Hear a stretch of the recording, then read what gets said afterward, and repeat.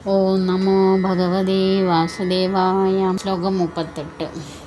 സുഖദുഃഖേ സമേ കൃത്വാ ലാഭാലാഭോ ജയാജയോ തതോ യുദ്ധായ യുജ്യസ്വ നൈവം പാപമവാപ്സ്യസി.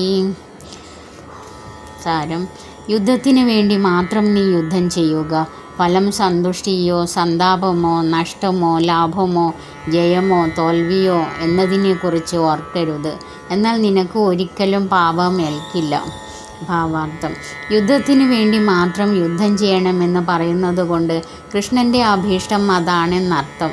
കൃഷ്ണാവബോധത്തോടെ ചെയ്യുന്ന കർമ്മങ്ങളിൽ സന്തോഷ സന്താപങ്ങളെയോ ലാഭനഷ്ടങ്ങളെയോ ജയപരാജയങ്ങളെയോ കുറിച്ചുള്ള പ്രശ്നം ഉദിക്കുന്നേയില്ല.